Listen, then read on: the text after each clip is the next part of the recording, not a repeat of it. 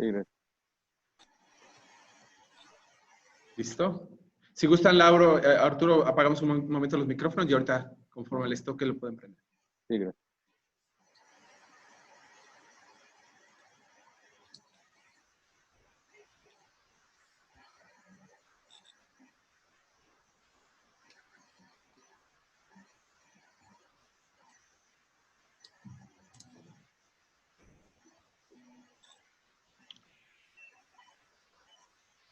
Pues bien, muy buenas tardes. Sean todos bienvenidas y bienvenidos a esta conferencia digital titulada La toma de decisiones gubernamentales ante una crisis poblacional, la cual pertenece a una serie de eventos académicos que el Colegio de Veracruz ha programado en congruencia con su misión de promover la extensión y difusión de la ciencia.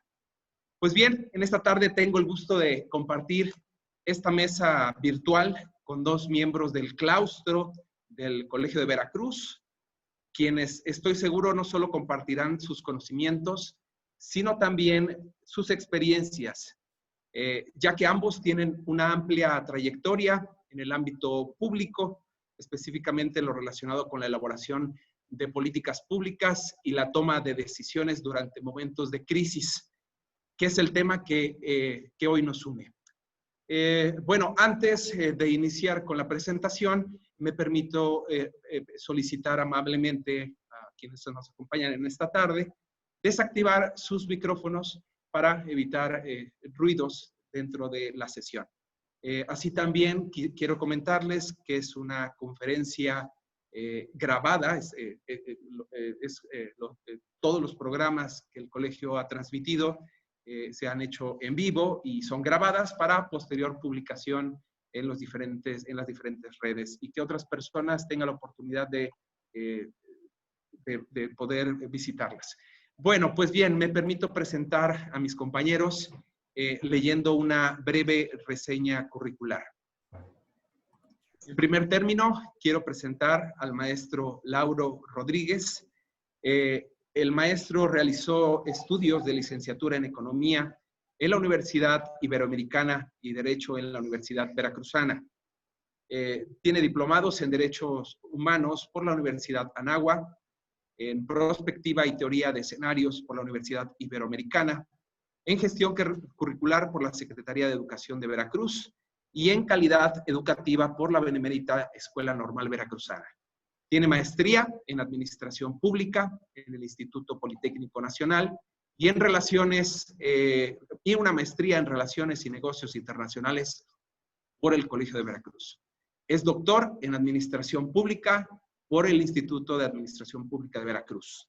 En sus experiencias laborales ha colaborado, entre otros cargos, como director de planeación y articulista del periódico Milenio El Portal. Asesor del presidente de la Comisión Permanente de Desarrollo Social en la 62ª legislatura de la Cámara Federal de Diputados.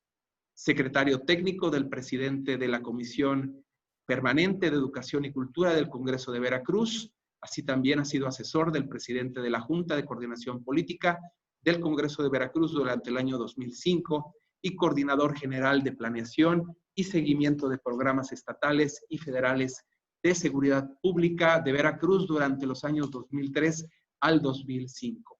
Actualmente es profesor del Colegio de Veracruz. Así también me permito presentar al maestro Arturo Jaramillo Díaz de León, de quien también me permito leer una reseña curricular. Él es ingeniero industrial por la Universidad Cuauhtémoc. Tiene diplomado en Mercadotecnia Política, Comunicación y Política Simbólica por la Escuela Libre de Derecho en la ciudad de Puebla.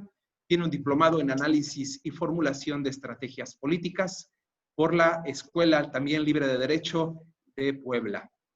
Tiene una maestría en Industrialización, de Comercio y Políticas Económicas por la Universidad de Strathclyde en el Reino Unido. Dentro de su desarrollo profesional, ha sido director general de Inversión Pública, ha sido subsecretario de Infraestructura Regional, ha sido subsecretario de Planeación, subsecretario de Ingresos, asesor del Congreso del Estado y actualmente es consultor y académico en diferentes universidades, entre las que tenemos el gusto de tenerla como parte de nuestro claustro en el Colegio de Veracruz, impartiendo, entre otras cátedras de políticas públicas, administración pública y matemáticas. Muy bien, pues el tema de hoy, el título de esta conferencia virtual, la toma de decisiones gubernamentales ante una crisis poblacional. Es un tema de actualidad, es un tema que estoy seguro será del interés de nuestra comunidad. Esta plática virtual con nuestros expertos tendrá como objetivo entender, entre otras cosas, cómo asigna el gobierno los recursos a las diferentes acciones que realiza. Determinar si estos recursos se utilizan de manera eficiente y si las acciones que lleva a cabo el gobierno son eficaces para enfrentar los problemas públicos e incrementar el bienestar social, especialmente en estos momentos en que la situación de emergencia sanitaria por el COVID-19 requiere de políticas públicas competentes. Bueno, pues primero que nada, entendamos qué son las políticas públicas. Las políticas públicas son todas aquellas acciones del gobierno encaminadas a dar solución a diversas necesidades de la sociedad, como pueden ser educación, seguridad, infraestructura o la salud. Necesidades que, bueno, esta última, la salud, es una necesidad que en este año cobra relevante importancia en la agenda política. Pues bien, estas políticas públicas durante su etapa de diseño se fundamentan en una realidad, en un análisis de las necesidades que en ese momento se manifiestan como prioritarias. Y bueno, en ese sentido, me gustaría preguntarle al doctor Lauro, sabemos que por tu experiencia en la Secretaría de Seguridad Pública de Veracruz, estuviste cerca de la toma de decisiones en emergencias que sucedieron aquí en Veracruz en su momento. Entonces la pregunta sería, mi estimado Lauro, ¿qué sucede cuando un desastre natural, cuando acontece un desastre natural, o en el caso de lo que hoy vivimos, una emergencia sanitaria? ¿Cuáles son los primeros pasos que debe tomar un gobierno con respecto a las acciones a ejecutar? Buenas tardes, querido amigo maestro Ignacio. Buenas tardes a todos los que nos acompañan en esta charla que vamos a tener sobre la toma de decisiones que se da en un gobierno, sobre todo en momentos de crisis. A los compañeros académicos, a los alumnos que nos hacen el gusto de acompañarnos. Este es un tema muy, muy importante porque lo primero que debemos de tener en consideración es que una crisis se presenta de manera imprevista. Aunque tú tienes sistemas de planeación, sobre todo en el Sistema Nacional de Protección Civil, que en México empezó a partir de 1985, cuando tuvimos ese gran terremoto, que por cierto a mí me tocó vivirlo porque en ese año me fui a estudiar economía a México. Tenía 2 meses de haber llegado y me tocó vivir la experiencia del terremoto y todo lo que sucedió y cómo, de alguna forma, fue la primera evidencia de que ante una crisis de gran magnitud, la población responde a veces más allá de lo que un gobierno puede hacer, porque no tiene la preparación, la capacidad, no tiene los recursos humanos, no tiene los recursos económicos o materiales para poder enfrentarla. Y en México hemos demostrado que la solidaridad es muy importante en épocas de crisis. Sin embargo, a partir de que se crea este Sistema Nacional de Protección Civil, vemos el desarrollo de varios instrumentos para poder atender las crisis. Tenemos un Sistema Nacional de Desastres, o que trata de prever las situaciones de desastres, un Fondo Nacional de Desastres, el famoso FONDEN, mediante el cual con recurso federal y con participación estatal se integran recursos para zonas afectadas una vez que se ha hecho declaratoria de afectación mediante un mecanismo que establece el mismo fideicomiso para que se puedan otorgar recursos. En este caso, el tipo de afectaciones que puede haber son, de manera genérica, son 2. las afectaciones, las de tipo natural y aquellas que son generadas por la interacción social o por los humanos.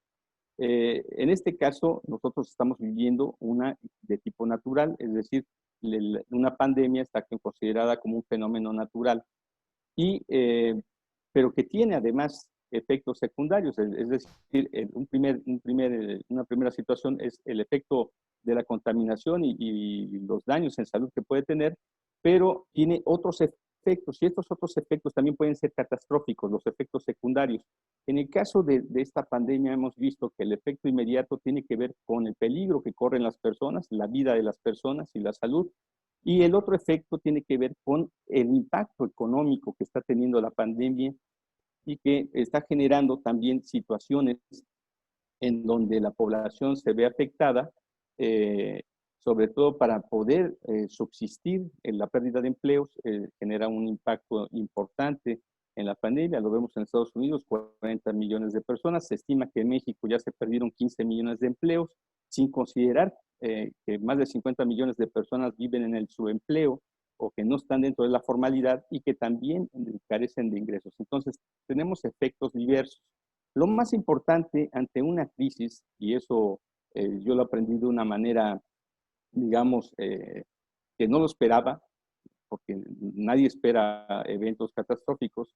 En el 99, con las lluvias del 99, en la época del gobernador Miguel Alemán, y lo primero que te das cuenta es de que para tomar decisiones necesitas información. La toma de decisiones ante un desastre de cualquier tipo tiene que ver con los efectos que tiene este desastre, a cuánta población está afectando, qué tipo de afectación está haciendo, y a partir de ello poder considerar los recursos y respuestas que puede tener un gobierno para atender a la población y minimizar los riesgos que pueda tener esta. En este caso, en México tuvo varios meses para poder prepararse a la llegada de la infección del virus aquí a nuestro país. Ya habíamos visto que estaba en Asia, vimos cómo llegó a Europa y después cómo llegó a nuestro continente. De alguna manera, el sistema nacional, en este caso es un subsistema dentro del Sistema Nacional de Protección Civil, el subsistema que tiene que ver con la contención de pandemias, el Sistema Nacional de Detección de Infecciones, se preparó.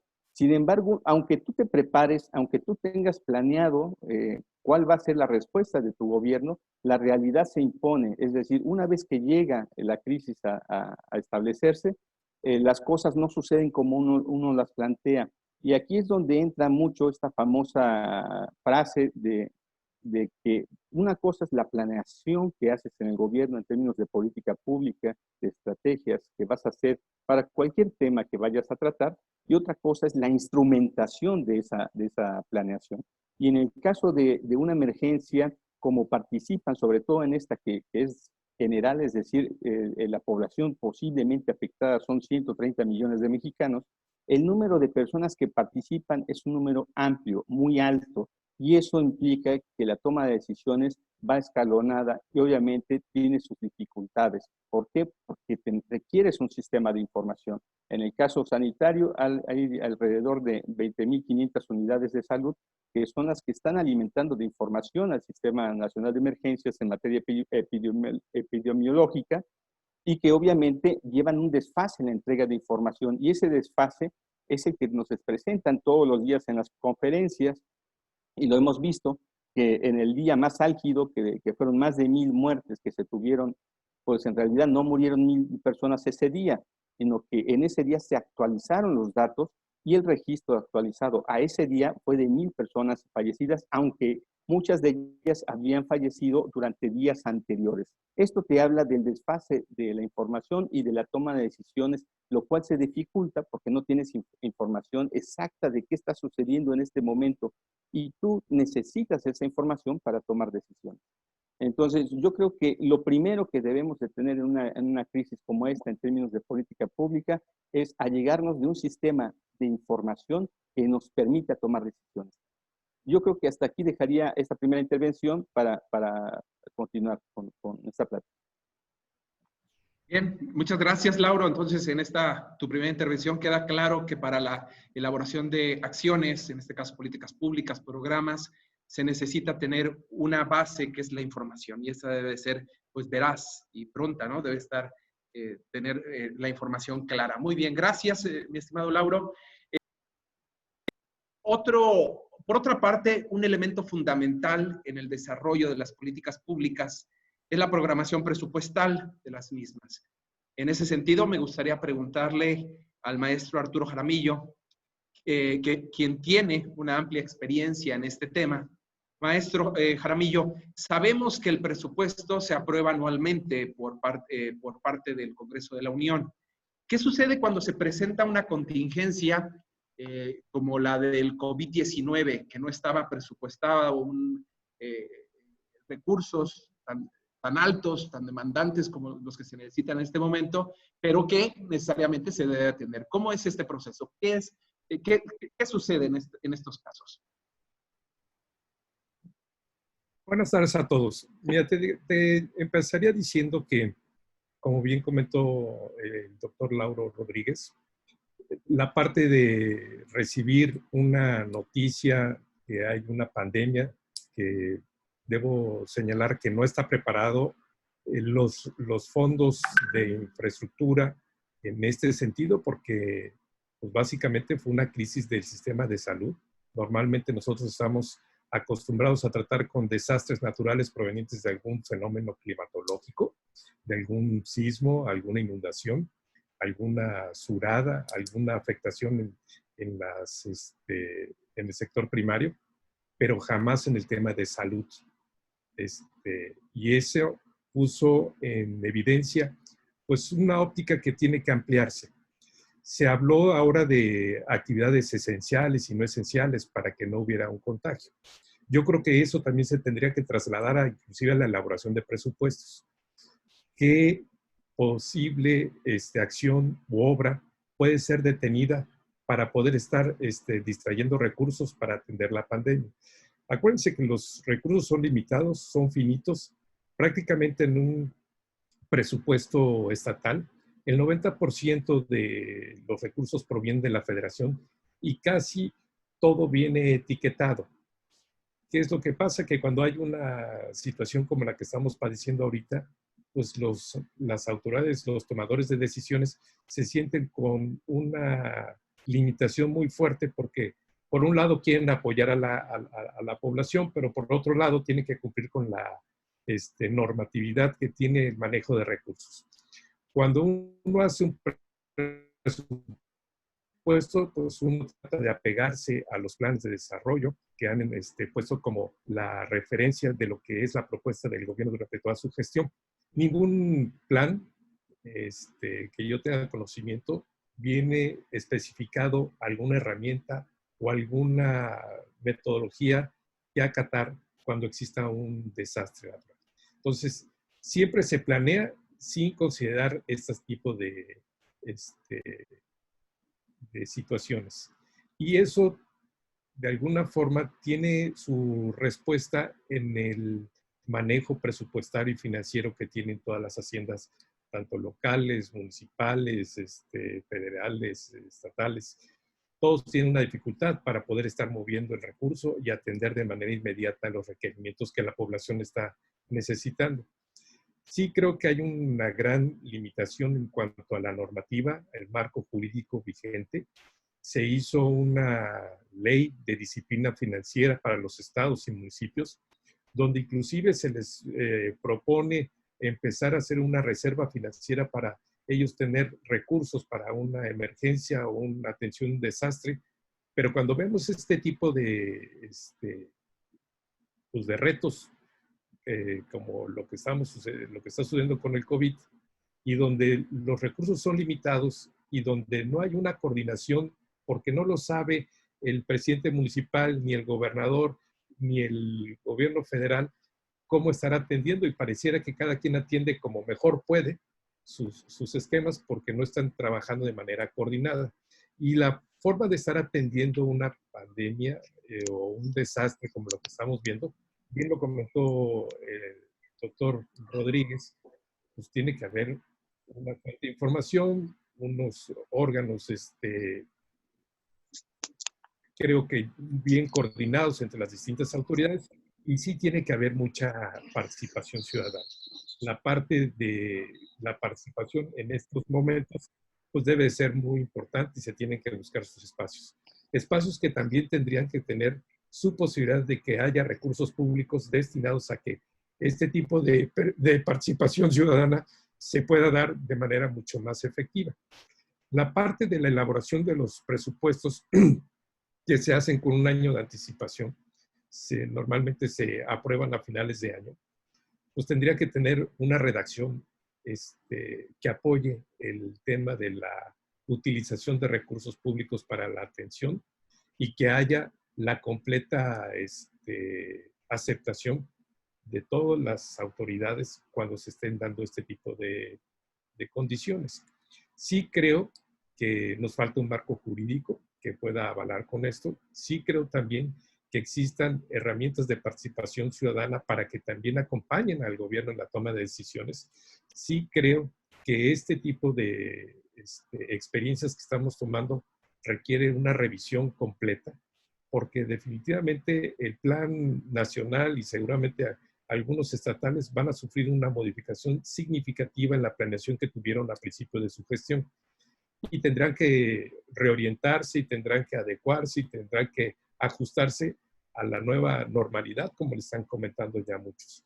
La parte que están trabajando para una toma de decisiones efectiva, una toma de decisiones que dé resultados, tendrá que estar evaluada, tendrá que ser analizada y creo yo también, inclusive hasta estar construyendo indicadores sobre la atención de este tipo de situaciones, porque eso es lo que le da certidumbre, le da confianza al ciudadano sobre la toma de decisiones que están dando sus gobernantes.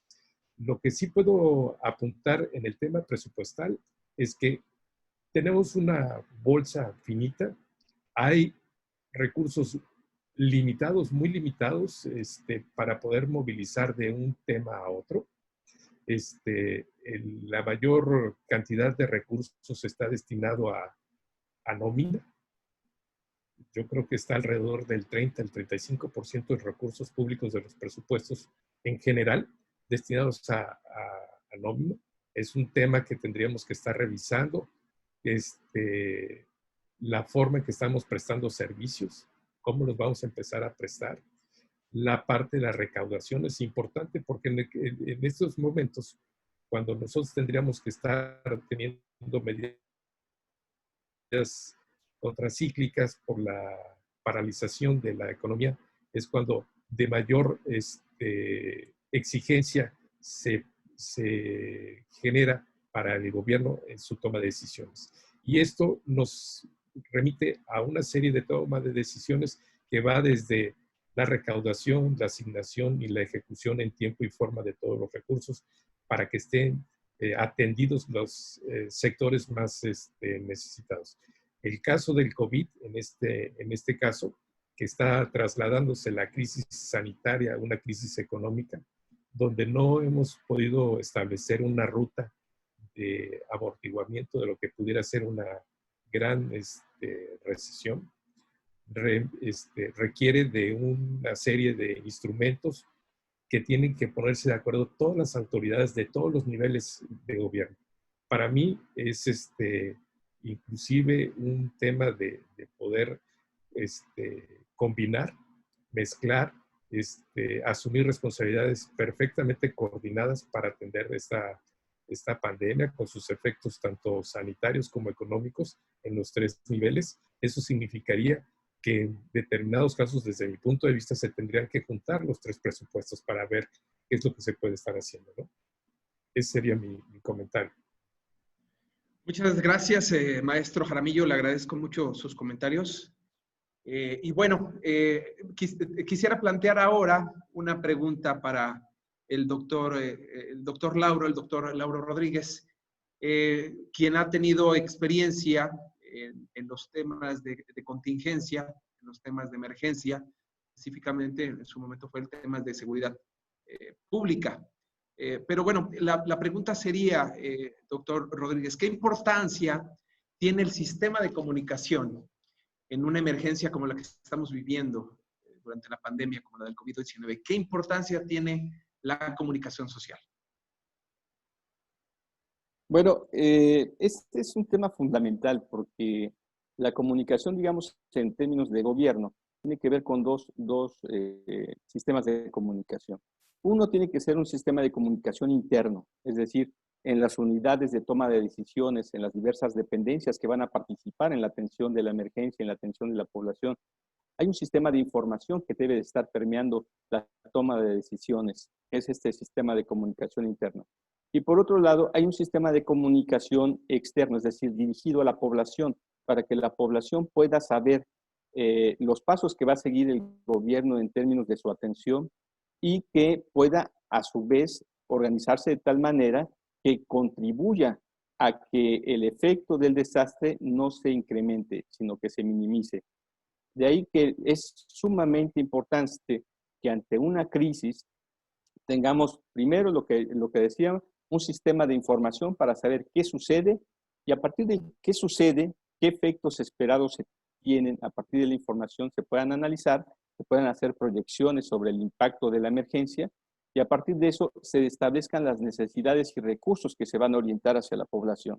Y obviamente, ¿cómo voy a hacer llegar estos recursos a la población y qué le debo de pedir a la población que se sume con nosotros para que podamos tener el máximo impacto positivo en la toma de decisiones sobre esas atenciones que va a tener el gobierno? De ahí que en el caso de la pandemia que estamos viviendo, la toma de decisiones es sumamente importante. Lo hemos visto sobre todo porque ha habido fallos y ha habido mucha crítica en términos de cómo se han tomado las decisiones respecto a la pandemia y cómo se ha informado y cómo se ha duplicado la información. Tenemos un sistema nacional de información epidemiológica, pero por otro lado, obviamente está alimentada por información que los estados mandan a la federación y que por otro lado estamos viendo también sistemas estatales de información que están generando sus propias precisiones. A veces estos dos sistemas se contradicen o chocan o simplemente están desfasados. Para que se entienda un poquito mejor, lo vemos en el Sistema Nacional de Seguridad Pública. La información que tiene el Sistema Nacional de Seguridad Pública lo alimentan las entidades federativas. Entonces, una entidad federativa que no aporte la información necesaria y suficiente, lo único que va a generar es que en los reportes que se generan mensualmente, pues sus datos no sean los reales, ¿no? Sean menores. Lo mismo sucede en este caso. Nosotros tenemos, decía, alrededor de 20,000 unidades de salud que deben de estar informando en esta epidemia y a partir de eso se deben de tomar decisiones. Y las decisiones tienen que ver, como bien decía nuestro querido amigo Arturo Jaramillo, con los recursos que se tienen, con el presupuesto con el que se cuenta. Y obviamente en la comunicación en social que tiene el gobierno lo trató de hacer una buena comunicación teniendo conferencias todos los días, conferencias vespertinas. Esas conferencias vespertinas, si bien nos permiten ver el seguimiento de las estadísticas que se están generando y nos permiten ver el número de infectados y proyectar el número de infectados posibles durante el tiempo y a partir de eso tomar decisiones, también nos han evidenciado que hay un rezago en el sistema de información y que a partir de ese rezago del sistema de información, la población está entendiendo otras cosas. Eso es por un lado. Por otro, el tipo de comunicación que se tiene. Se debe tener mucha precisión. Cuando tú vas a salir a dar una noticia, un anuncio por parte del gobierno a la gente, tú debes de tener claridad en lo que estás informando, en lo que estás presentando. Esa claridad debe permitir a la gente poder entender el riesgo en el que está y a partir de eso generar un autocuidado. Lamentablemente en este caso hemos visto que la población ha entendido un mensaje diferente al que ha dado el gobierno federal, sobre todo cuando se habló de la Jornada Nacional de Sana Distancia que se iba a acabar. Todo el mundo entendió que cuando se acabara esa Jornada Nacional de Sana Distancia ya podías salir a hacer tus actividades normales y naturales. y que ya habíamos, pues, como se dice, domado la pandemia y que por tanto ya podías regresar a la escuela, al trabajo y obviamente a recuperar esos ingresos que tuviste durante un tiempo parados porque no abriste tu negocio, porque no saliste a la actividad productiva en la que estabas. Ese fue un error, por ejemplo, de comunicación que ha tenido este gobierno. El haber dicho que se acababa la Jornada Nacional de Sana Distancia, porque en realidad no se acaba la jornada. Aunque entres en otra etapa de comunicación con la semaforización, lo cierto es que la política de sana distancia se va a mantener hasta que el virus desaparezca y eso puede llevarnos 2 o 3 años. Es decir, no es algo que se iba a acabar en junio.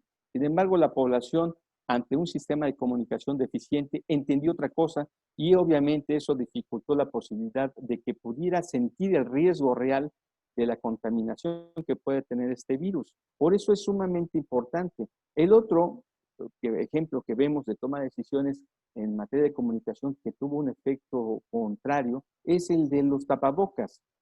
Si uno atiende bien a lo que la autoridad federal ha dicho de las tapabocas, tiene razón el subsecretario Gatell cuando dice que el tapabocas no tiene un efecto de protector hacia ti, pero después reconoció que sí tenía un efecto de contención de que tú no contaminaras a otros.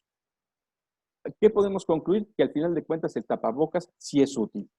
Esa es la situación. Sin embargo, por tecnicidades, entró a un debate en el cual muchas personas entendieron que no era necesario usar tapabocas.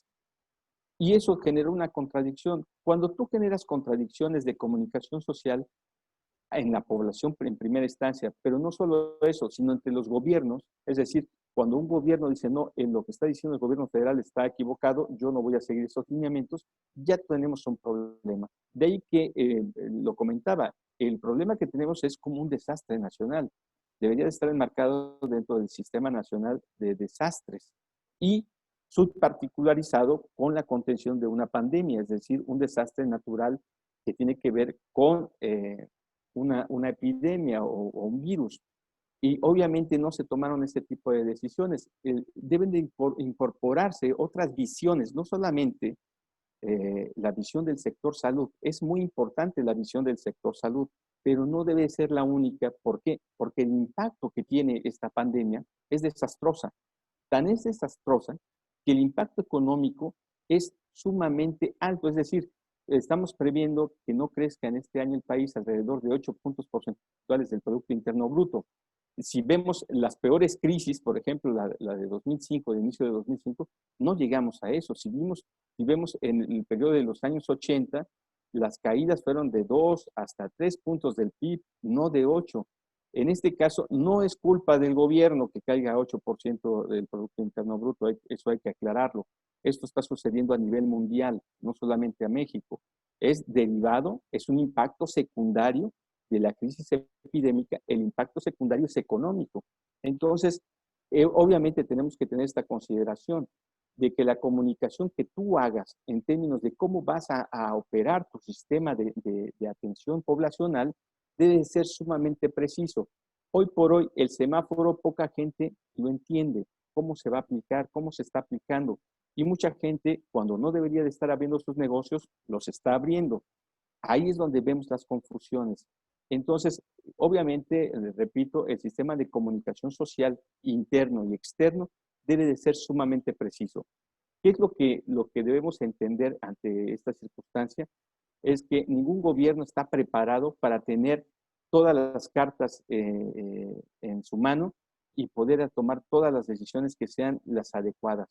Recordemos que esta emergencia no la pedimos, no la habíamos planeado, no la habíamos previsto y por lo tanto la toma de decisiones que estamos haciendo es de bote pronto, es a partir de lo que está sucediendo y tomar decisiones de esa manera son muy riesgosas porque no importa cómo lo hagas, si lo haces bien o lo haces mal, desde el punto de vista del gobernado, siempre quedarás mal con alguien. Entonces, ¿qué es lo que tenemos que hacer? Es tomar las mejores decisiones en términos del impacto poblacional, más que desde el punto de vista político, que lamentablemente también está inmerso el tema político en la parte de comunicación social. ¿Por qué? Porque nos gobierna un partido político y obviamente tenemos que entender que aún dentro de la crisis hay política y hay política política política, política administrativa, política social, política de comunicación. Es decir, tenemos una serie de instrumentos políticos que están presentes aún dentro de la pandemia. Por eso la comunicación social tiene que ser muy acertada, muy adecuada y participativa, sobre todo internamente. El gobierno debe de tener una coordinación exacta sobre lo que está sucediendo para que no suceda que, por un lado, el secretario de Educación nos haya dicho hace unos mes y medio, en junio, el 1 de junio, afirmando muy fuerte en la conferencia nacional, el 1 de junio regresamos a clase, y semanas después se voltee y le pregunten al subsecretario de Salud, le digan, bueno, ¿regresamos o no regresamos? Pues depende de lo que diga el sector salud. Ese tipo de toma de decisiones en comunicación afectan más de lo que pueden abonar. Por eso se tiene que llevar con mucho tacto la comunicación social, y sobre todo en una pandemia como en este caso. Muchas gracias, doctor Rodríguez. Interesantes apuntes que haces con respecto a las características que debe tener la comunicación social y más ante una situación de emergencia. Te agradezco mucho. Pero regresando al tema de la asignación de recursos a las acciones gubernamentales, hemos visto que la Secretaría de Hacienda y Crédito Público ha establecido que no se ejerza 75% del presupuesto programado en las dependencias federales, sobre todo en gasto corriente. Maestro Jaramillo, ¿por qué se toma este tipo de decisiones? ¿Por qué el gobierno se aventura a tomar estas decisiones tan rigurosas? Mira, yo creo que viene siendo parte de la intervención que hice hace unos momentos. Cuando un gobierno se siente presionado para atender una pandemia como la que estamos viviendo, lo que dijo Laura es correcto.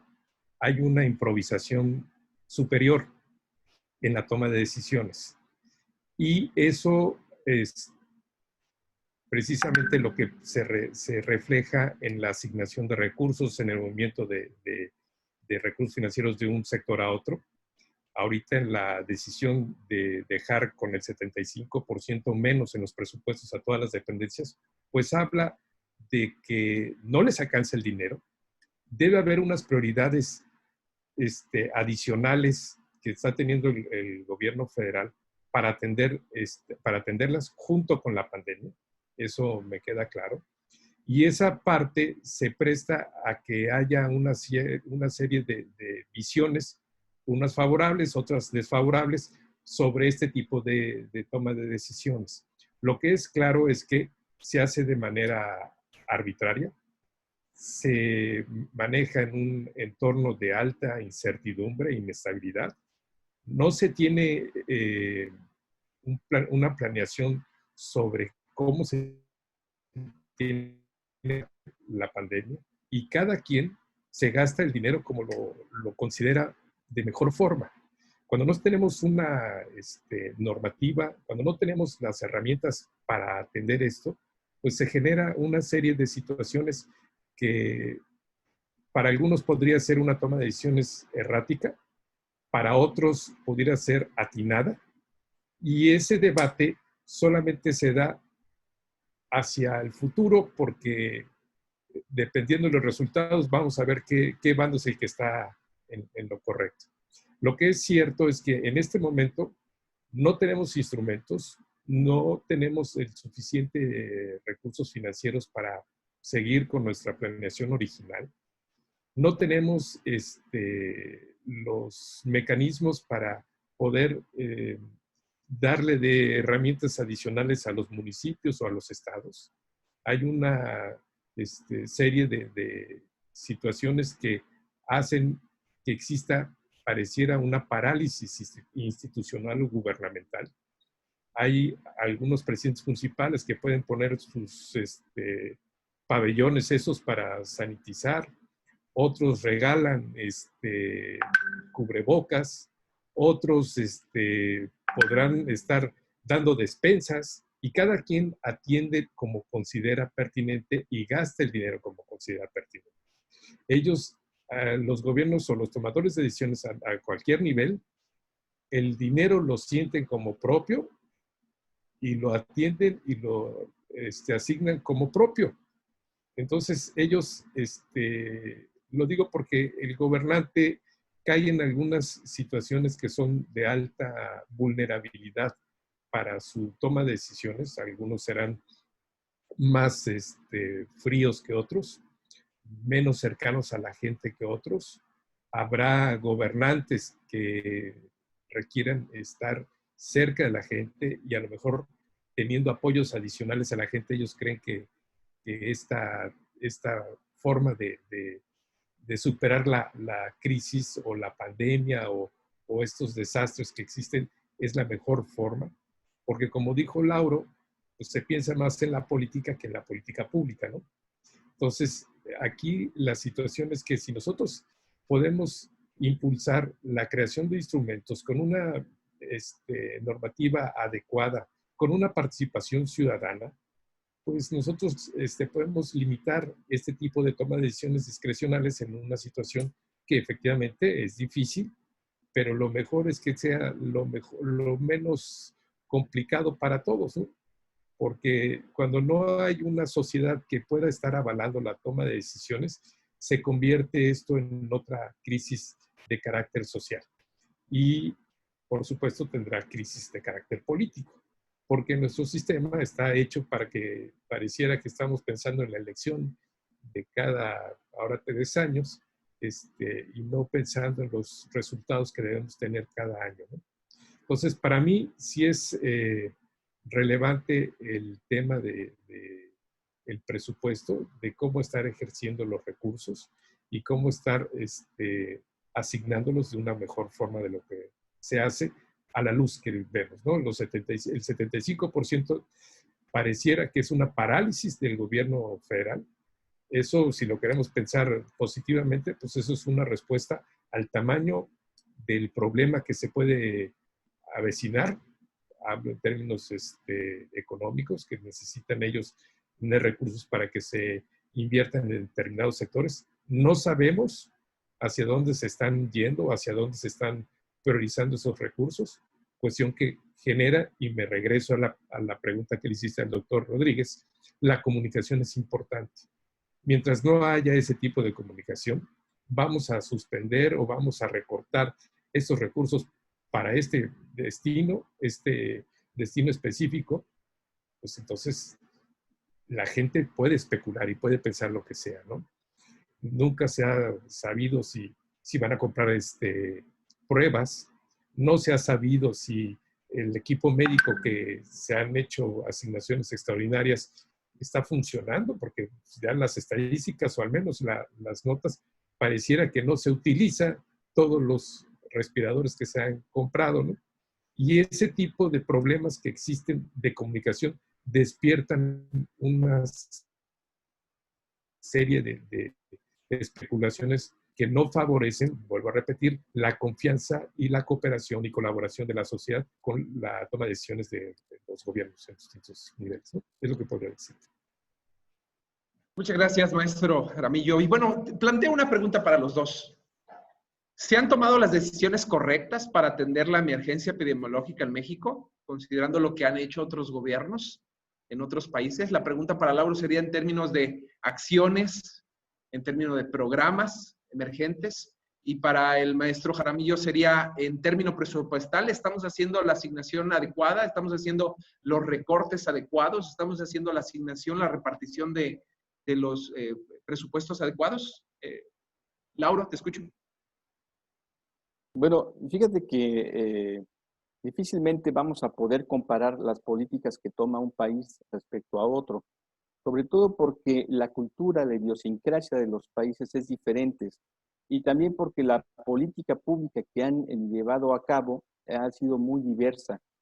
Eh, Tiene que ver con las características de tu población, sobre todo la condición socioeconómica de tu población, la toma de decisiones que hagas. Vemos en Europa países que han permitido el mantenimiento de la actividad económica y dejado a los ciudadanos la responsabilidad de la sana distancia y han tenido una buena respuesta.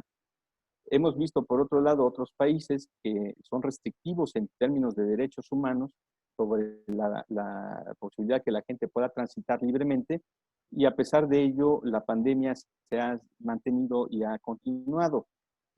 Cada uno va a tener toma de decisiones diferentes. En Estados Unidos vemos que les regalaron más de $1,000 por persona desempleada, $500 a los niños, ¿no? Para que pudieran enfrentar esta situación de desempleo. En México no se ha hecho o se está distribuyendo muy poquito. Sin embargo, Estados Unidos, que es la economía más grande del mundo, la más con mayores recursos, pues resulta que es la que también tiene el mayor número de muertos a nivel mundial. Ni siquiera China, que es donde empezó la pandemia, tiene ese número de fallecidos. Entonces, cada país tiene que tomar decisiones diferentes. La política pública, en este caso, no puede ser comparada de un país a otro. ¿Por qué? Porque tenemos diferentes regiones. México es un crisol de regiones, es decir, tenemos una situación muy diferente en el norte que en el sur, que en el sureste, que en el noreste. Y si lo vemos desde el punto de vista, por ejemplo, por entidad federativa, nosotros tenemos 212 municipios en donde las características de uno y otro son diferentes. En algunos hay sistema hospitalario, en algunos no hay nada. En algunos hay carreteras y en otros no hay. En algunos tenemos una situación socioeconómica más o menos adecuada y en otros tenemos una alta pobreza y marginación. Entonces, a partir de toda esa característica, se deben de tomar decisiones diferenciadas. Aquí lo importante es que esta distinción de qué política tienes que llevar a cabo o esa definición de qué política tienes que llevar a cabo no es sencilla en ningún país, en ningún estado, en ninguna región. Entonces, lo que vamos a ver es improvisación de la toma de decisiones, porque veía por aquí que le hacían una pregunta a mi amigo Arturo Jaramillo sobre qué hay que priorizar, si lo urgente o lo importante. Y quisiera retomar esa situación. En una crisis, lo urgente es lo importante. No hay esa dicotomía. En una crisis, lo urgente es lo importante, sobre todo cuando lo urgente implica salvar vidas. En este momento, lo urgente es salvar vidas. No hay nada más importante que eso en esta pandemia que salvar vidas. Eso es lo urgente. Y a partir de esa urgencia, tenemos que tomar las decisiones correctas. ¿Cuáles fueron las decisiones que se empezaron a tomar? Es tener el número de ventiladores, que era la afectación más fuerte que tenían los sistemas de salud en el mundo, que se veían rebasados. Los vimos en Italia, lo vimos en España, que empezaron a ser rebasados los sistemas de salud porque no tenían ventiladores suficientes, los respiradores artificiales, que regularmente no tienes tantos. Entonces, México empezó a comprar este tipo de insumos. Sin embargo, nosotros, si se dan cuenta en las estadísticas, tenemos una ocupación de estas camas con ventiladores de alrededor de 40% en promedio a nivel nacional.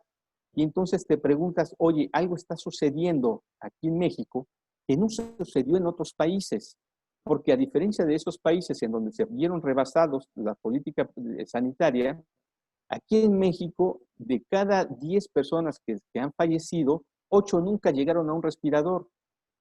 ¿Por qué? Porque llegaron al triaje, que es donde los valoran, y los mandaron a su casa. Y allá enfermaron de manera grave y se murieron. O llegaron ya al hospital cuando ya estaban demasiado grave, después de que los habían mandado a su casa, y llegaron nada más a morirse, pero nunca les pusieron un respirador. Entonces la pregunta es, en toma de decisiones, ¿qué está pasando con la comunicación interna dentro del sistema de salud? Que la instrucción que se da es manda a la gente a su casa y hasta que esté grave la recibes. Porque estamos viendo que hay un subejercicio de respiradores, es decir, tenemos mucha disponibilidad de respiradores, pero la gente se nos está muriendo. Aquí hay que ver cuál es la toma de decisión hacia adentro, qué está sucediendo, porque esa paradoja, por ejemplo, el país ya lo generó en un reportaje que pegó mucho, sobre todo cuando a nivel internacional se empezó a hablar de México, sobre la toma de decisiones que está haciendo y que está generando estas paradojas, ¿no? Tenemos muchos ventiladores sin ocupar, pero la gente se nos está muriendo sin llegar al ventilador. ¿Qué está pasando? Esa es la pregunta de investigación que tenemos que hacer o que tendría que hacer el gobierno para empezar a cambiar su toma de decisiones sobre cómo voy a atender a aquellos que llegan al hospital con ciertas características y que los estoy regresando a un sistema ambulatorio, a que estén en su casa y ven en la crisis, pero cuando ya llegan a la crisis, ya llegan demasiado tarde. Entonces, es muy difícil valorar la toma de decisiones porque esta estadística apenas se está generando, pero si no hay gente dentro de tu sistema de salud esté visualizando que ahí hay un problema de comunicación entre lo que planeaste y lo que se está haciendo en la práctica y no se analiza, podríamos mantener esta situación y vamos a llegar, ahora la estimación ya no es de 8,000, como se dijo, 8,000 muertos al principio, sino que ahora se estima que vamos a tener 35,000 muertos por esta pandemia. Yo diría, efectivamente, vamos a tener 35,000 muertos, pero de aquí a diciembre, porque todavía falta el 2001 y no vamos a tener vacuna. Entonces, el sistema de comunicación nos tiene que decir verazmente qué es lo que está sucediendo y hacia dónde vamos en los próximos 15 meses, no en los próximos 15 días. Ese ha sido uno de los grandes fallos en toma de decisiones. Pero repito, no solo México se ha equivocado, se equivocó Estados Unidos, se equivocó Inglaterra, se está equivocando Brasil. Ha habido algunas excepciones, pero la mayor parte de los estados han tenido que rectificar porque están en una prueba y error, dado que la pandemia que pensaron que podían controlar los está rebasando.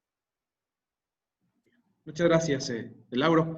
Maestro Jaramillo, aprovechando, nos pregunta Oscar Pérez, doctor Arturo Jaramillo, desde el punto de vista de la planeación y la suficiencia presupuestal, ¿es justificable o en qué medida es correcto priorizar lo urgente de lo importante? ¿Qué es lo que mencionaba el doctor Lauro? ¿Gusta algún apunte al respecto? Sí, ahorita quiero juntar las dos preguntas que hiciste. Me parece que desde el punto de vista financiero, sí se tienen que poner objetivos.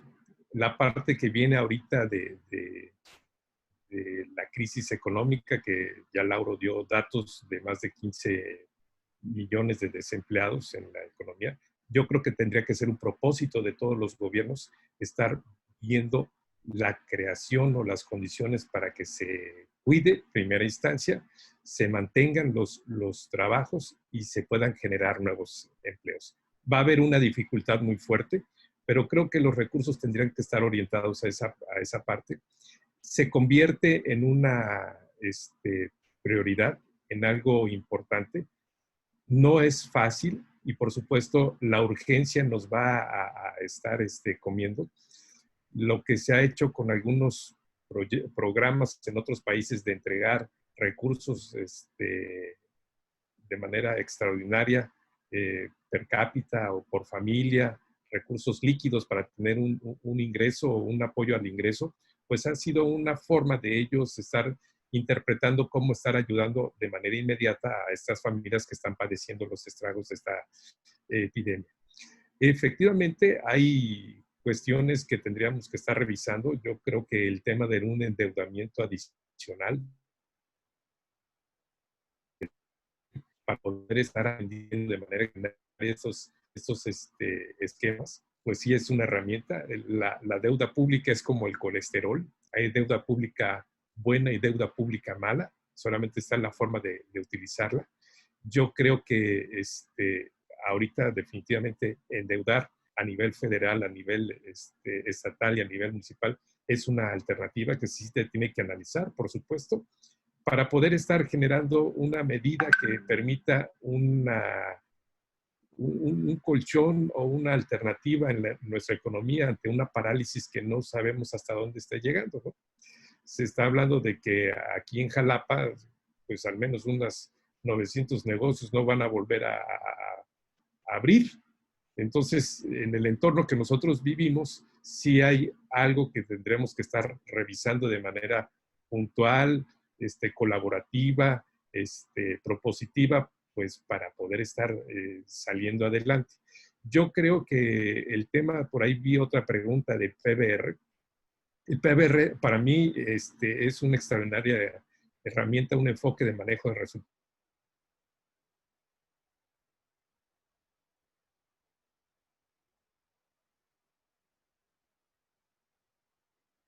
Ok, al parecer, el maestro Jaramillo está teniendo problemas técnicos de comunicación.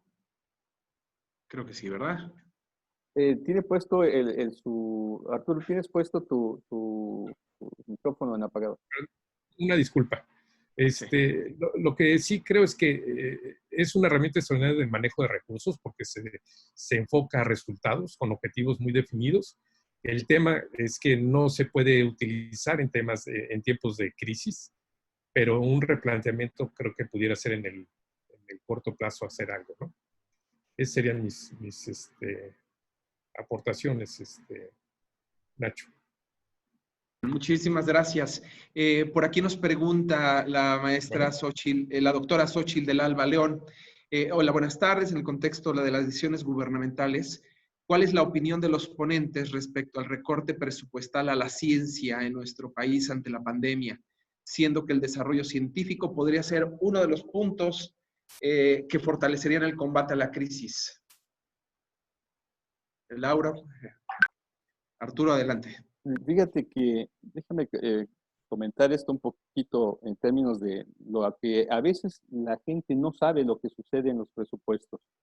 Lo voy a comentar hace años recordarán que por ahí el Colegio de Veracruz tuvo un problema de que lo quisieron cerrar, pero también de cuestión de recorte presupuestal. En ese momento nosotros acudimos al Congreso del Estado y hicimos un planteamiento de que necesitábamos un poquito más de recursos para poder ampliar las licenciaturas y maestrías que teníamos. Y me acuerdo que uno de los asesores de la Comisión de Presupuesto me dijo, a mí personalmente, me dijo, oye, ¿y de dónde sacamos recursos para darle al Colegio de Veracruz? Entonces le dije, mira, ya lo habíamos analizado, te propongo que sea de esta partida, y una partida que tenía que ver con el deporte. Era de 400 millones de pesos que se destinaban al deporte en Veracruz. Obviamente en el presupuesto no se decía que de esos 400 millones de pesos, 300 millones eran para el deporte profesional. Es decir, no era para el deporte amateur, no era para construir canchas, era para apoyar a los equipos profesionales de fútbol, de béisbol y de básquetbol en Veracruz. Obviamente, esto sucede en el caso de la ciencia también. El primer recorte a CONACYT no tuvo que ver con los apoyos que destina el CONACYT a los investigadores o a los que hacen ciencia que están dentro del Sistema Nacional de Investigación, sino fue un recorte de alrededor de 300 millones de pesos que se hizo a subsidios que daba CONACYT a empresas privadas que hacían investigación, como una lechera, que no voy a decir su nombre, muy importante del país, que recibía una alta cantidad de recursos públicos, siendo una empresa privada que hace investigación. Entonces, bueno, en ese sentido yo creo que eso fue adecuado, hay que reorientar el recurso en investigación. Si en este momento recortaran o como se pretendió establecer que los fideicomisos federales fueran concentrados en Hacienda y el impacto que va a tener el fideicomiso que se destina para el apoyo a la ciencia y la investigación en México, es obvio que no debemos recortar recursos en este apartado. Al contrario, los recursos deben de ser incrementados en materia de investigación en el país, pero también debemos de tener claridad en qué tipo de investigación debemos de alentar todavía más. Es decir, dentro del Sistema Nacional de Investigación que tenemos, mucha investigación que tenemos en México es social, es decir, es una investigación que es importante, pero que no contribuye al sistema productivo. Sus descubrimientos no van a hacer que produzcamos más o mejor o que tengamos una gran cantidad de nuevos productos e innovadores y nos hagan competitivos frente a otras naciones. De tal manera que efectivamente requerimos más recursos para la ciencia y la investigación, pero también focalizados a cierto tipo de investigación que tenga un alto impacto en el sector productivo, porque de otra manera pues veremos la tradición que tenemos en México de privilegiar mucho el impacto o el apoyo a investigación social, y esa investigación no quiere decir que no sea importante, pero aquí es donde tenemos que tomar decisiones. ¿A quién vamos a apoyar más en términos de investigación? Y obviamente debe de haber mucho más proyectos en donde se concursen las investigaciones para que estas investigaciones tengan un efecto en el sistema, en el aparato productivo y obviamente estén garantizados, y aquí es un tema importante que no es presupuestal, sino de los beneficios que debe de tener el investigador a partir de los descubrimientos que tiene, que pueda hacer, y que a partir de las investigaciones que CONACYT pueda concursar, los resultados también benefician al investigador de manera particular. Es decir, que hay un incentivo a la investigación. Entonces, yo creo que no deben de ser tocados los recursos a la investigación, tienen que ser incrementados. Obviamente, en este momento, la pandemia lo que va a hacer es que se focalice más la investigación en términos de cómo está la situación de salud, pero requerimos de otro tipo de investigación también que apoye a la recuperación económica. Maestro Jaramillo. Yo solamente diría que no estoy de acuerdo. Para mí la inversión que se hace en ciencia y tecnología está íntimamente relacionada con el desarrollo social y económico de cualquier nación, y para mí tendría que haber un porcentaje definido, incremental, para este tipo de fin. Ok, muy bien. Te agradezco la respuesta. Estamos ya casi por terminar. Estamos ya cumpliendo ya el periodo para la hora para permitirla para esta conferencia. Entonces, yo les pediría un apunte de cierre, un comentario de cierre con respecto a haciendo una evaluación desde el punto de vista de Lauro, desde el punto de vista de las acciones y desde el punto de vista presupuestal, para el caso del maestro Jaramillo, con respecto a el desarrollo que estamos teniendo como país, como gobierno, que está teniendo el gobierno como país. ¿Estamos haciendo las cosas adecuadamente, Lauro? Un apunte de cierre. Yo creo que el país en este momento está haciendo lo que potencialmente puede hacer a partir de los recursos que tiene. Las autoridades federales han dicho que tenemos un déficit de alrededor de 250,000 especialistas en salud, 250,000 personas, y eso tiene que ver con el sistema de integración de los médicos recién egresados a la posibilidad de hacer estudios superiores, que está muy acotado.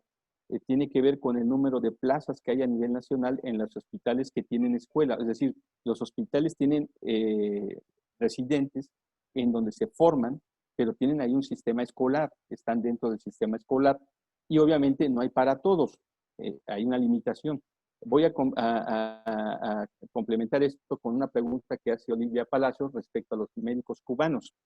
El hecho que nosotros no tengamos los suficientes médicos para atender la emergencia ha hecho que se recurra al apoyo que puedan dar otros países, en este caso Cuba. Cuba, que fue un país que en el 59, después de que termina su revolución, no tenía más que 20 médicos. 5 años después, Cuba ya tenía 4,000 médicos, ya habían formado después de que inició su revolución, y han generado una gran investigación. Obviamente, aquí en México tenemos los recursos humanos, pero los recursos humanos no van a ir a ayudarte si tú no les das los elementos suficientes y necesarios para que te ayuden protegidos. El primer efecto o la primera noticia que tuvimos dentro del sistema de salud de México es que los médicos, por ejemplo, del Instituto Mexicano de Seguro Social, o los médicos adscritos a unidades de los estados o federales, pedían licencia o se iban de vacaciones para no atender la emergencia, porque se daban cuenta que no tenían guantes, no tenían caretas, no tenían cómo protegerse. Y lo primero que piensa un médico, digo, aunque no suene bien, es en su familia, y es algo natural. Si él se va a exponer a su familia.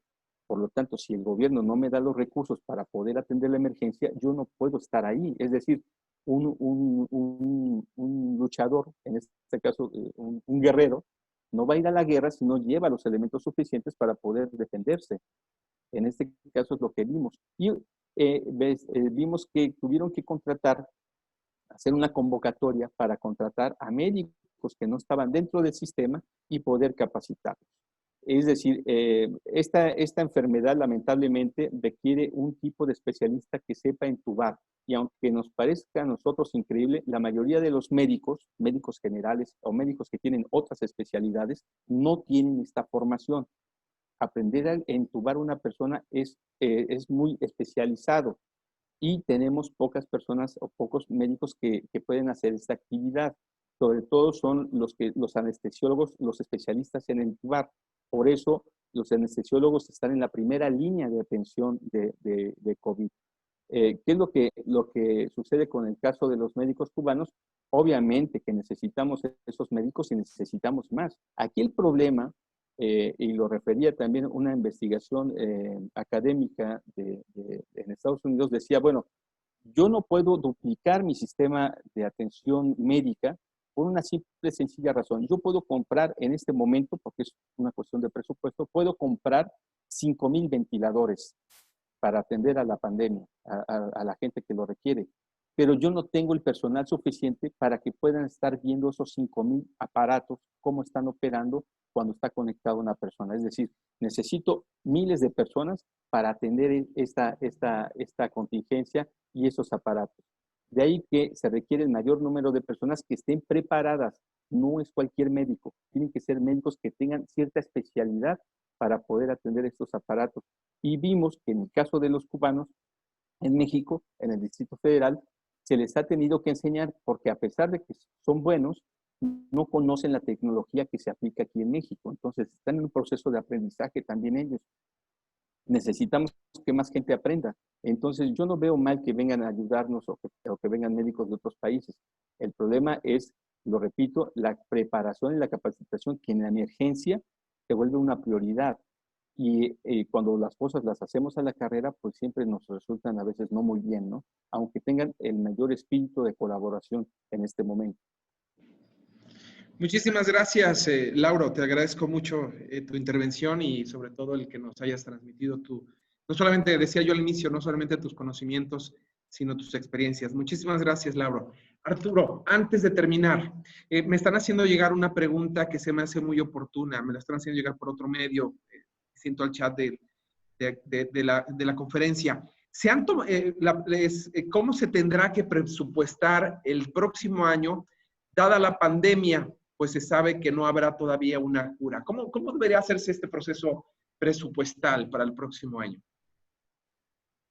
Yo creo que sí tendría que cada área tener su programa, su planteamiento de lo que tiene que hacer el próximo año, pero sí clasificarlo. Yo había dicho, ese ejercicio, yo creo que esta crisis nos deja mucho que aprender.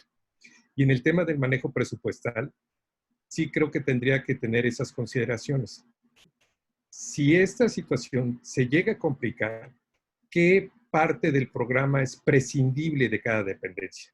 Para que pueda ser o reorientado o cancelado, o como le queramos llamar, para poder estar atendiendo de manera permanente, de manera especial, de manera concreta, las acciones y las determinaciones que llegue a tomar las autoridades.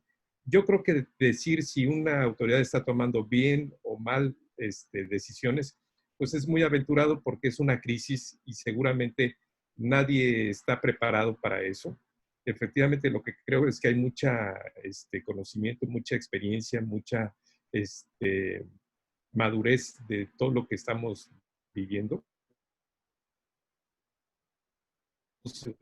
Ya de ciudadanos y autoridades tendrán que reconocer cada quien qué hizo bien y qué hizo mal durante este periodo.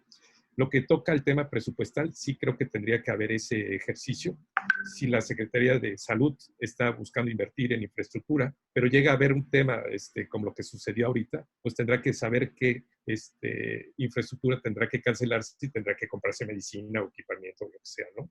Si el tema de, vamos a llamarle de la Secretaría de Agricultura, está con determinados programas para apoyar determinados cultivos, pues tendrá que verse qué cultivo sí puede detenerse, el que, digo, es para todos, inclusive qué gasto corriente.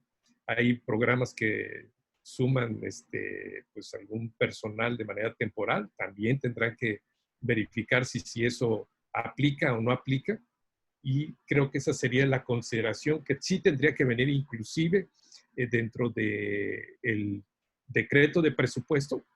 Sí tendría que tener, ahora sí, para los diputados, un esquema como una metodología de trabajo en caso de que esto llegara a suceder, porque la entidad fiscalizadora seguramente no va a entender esa toma de decisiones y luego esa toma de decisiones se convierte más errática porque el marco normativo no es el adecuado, ¿no? Esa es una gran pregunta. Si no estamos preparados y seguramente si nos manejamos bajo el esquema inercial que ha sido durante estos últimos 20 o 30 años de cómo se ha trabajado el presupuesto, a pesar de que existe el PBR, como comentó alguno de los participantes aquí, no estábamos alineados, ahorita sí estamos alineados y tendremos que ver cómo manejar desde Veracruz, porque si no tenemos nosotros esas previsiones financieras, difícilmente vamos a estar preparados para un rebrote el próximo año, si es que llega a existir, ¿no? Bien, pues te agradezco muchísimo. ¿Algún apunte, algún comentario final con el que quieras dar? Yo lo único que diría es que esta es una situación extraordinaria. Sí hay muchos elementos que poder estar aprendiendo. El tema de este tipo de ejercicios virtuales creo que son muy enriquecedores. El Colbert se ha adaptado de manera extraordinaria a esta situación atípica.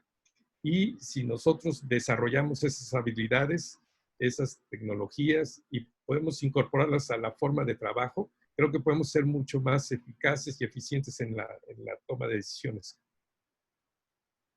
Pues bien, te agradezco mucho y pues no me queda más que despedirme, agradecerles a todos su presencia, evidentemente agradecer al maestro Jaramillo, al doctor Lauro Rodríguez por acompañarnos, por compartir sus experiencias, que yo creo es lo más enriquecedor en este tipo de procesos. Y coincido contigo, Arturo. El Colegio de Veracruz se ha adaptado perfectamente a las condiciones actuales, donde el contacto físico es complicado, pero bueno, estamos a través de estos ejercicios virtuales promoviendo la ciencia, promoviendo el conocimiento. Y pues invito a los participantes a que consulten las diferentes redes sociales para revisar próximos eventos, revisar la programación de algunos otros eventos donde expertos, al igual que el día de hoy, estarán compartiendo sus conocimientos. Mi nombre es Ignacio Silva y quedo a sus órdenes. Muchísimas gracias y muy buena tarde. Hasta luego. Hasta luego, gracias.